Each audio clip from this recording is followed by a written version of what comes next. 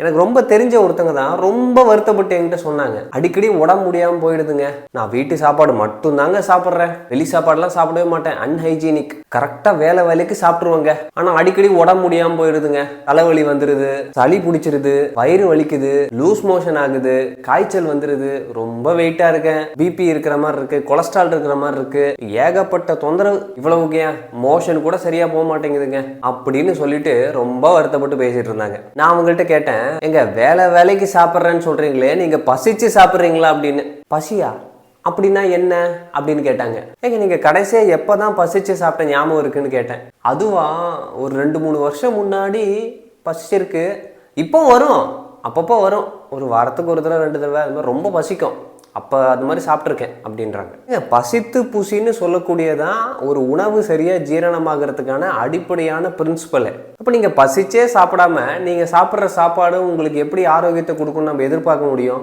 பசித்து சாப்பிட்ற உணவுகள் எல்லாம் நமக்கு மருந்தாக வேலை செய்யும். பசி இல்லாமல் சாப்பிட்ற உணவுகள் எல்லாம் விஷமாக வேலை செய்யும். பசி இருந்தால் மட்டுமே சாப்பிடுங்க, பசி இல்லைன்னா சாப்பிடாதீங்க.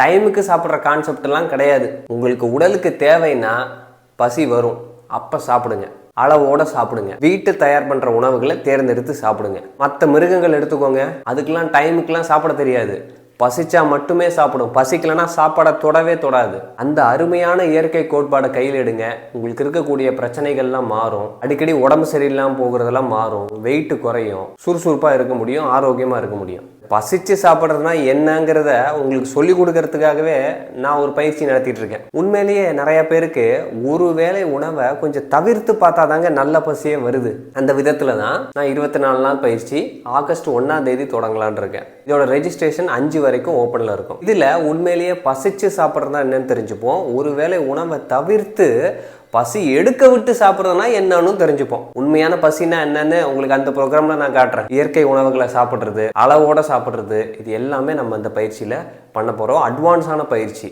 இதில் நமக்கு பல நன்மைகள் உண்டுங்க. டயபெட்டிஸ் கண்ட்ரோலுக்குள்ள வரும், வெயிட் லாஸ் ஆகும், சளி பிரச்சனைகள்லாம் குணமாகும், இன்டைஜஷன் பிரச்சனை எல்லாம் குணமாகும், தைராய்டு பிரச்சனைகள், பிபி, கொலஸ்ட்ரால், மாதவிடாய் பிரச்சனை, இது மாதிரி பல விஷயங்கள் நம்ம உடல்ல குணமாகும். கண்டிப்பா இந்த பயிற்சியில சேர்ந்து இதோடைய அனுபவத்தை நீங்க எடுக்கணும். பசித்து சாப்பிட்டால் உணவே மருந்து, பசி இல்லாமல் சாப்பிட்டால் உணவே விஷம்.